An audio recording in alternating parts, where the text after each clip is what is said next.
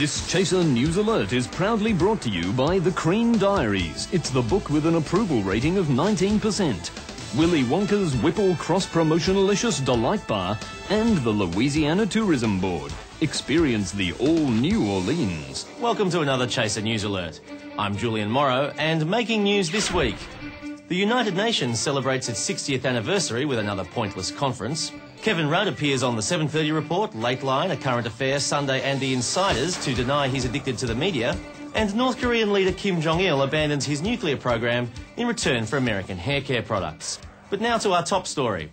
The Australian Labor Party is seeking a permanent injunction to stop Mark Latham from doing any more publicity interviews for the Latham Diaries, or indeed from ever speaking in public again. If successful, the injunction could prevent Latham sabotaging Labor's chances in the next election, a role the ALP claims is the exclusive right of Kim Beazley.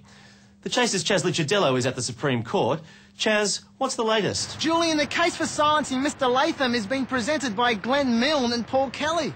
Now, they've assembled a strong argument based upon hearsay, hindsight and self-righteousness. So the very same techniques that Latham used to write his diaries. Exactly. And party leader Kim Beazley addressed the court this morning? Yes, he said that Mr Latham should be grateful for the ALP because without them, Mr Latham would never have acquired the kind of bitterness that's now making him Megan. What was Mr Latham's response? He said his top priority was to go home and look after his family, at least until he turns around and crucifies them in print too. Thank you, Chaz. In other news, the government has unveiled its new plans for the sale of Telstra. Chaser analyst Andrew Hansen is standing by.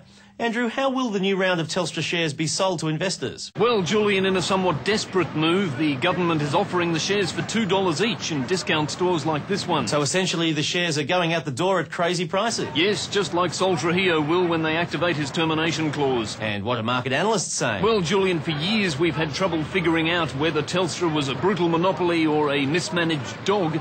In fact, it's both at once. How is Telstra rating Mr Trujillo's performance? Well, Philip Burgess admitted he wouldn't advise his mother to hire Trujillo as her CEO. Thank you, Andrew.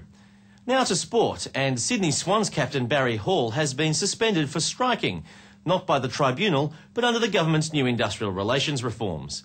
Meanwhile, the AFL has announced its plan to include a Victorian team in the grand final by 2008. AFL chief Andrew Demetriou says he's determined Victorians should become part of the game, and not just its sex scandals. But despite the lack of a Victorian team in the grand final, the excitement at the MCG is reaching fever pitch. Let's cross now to our chief sports commentator, Dominic Knight in Melbourne.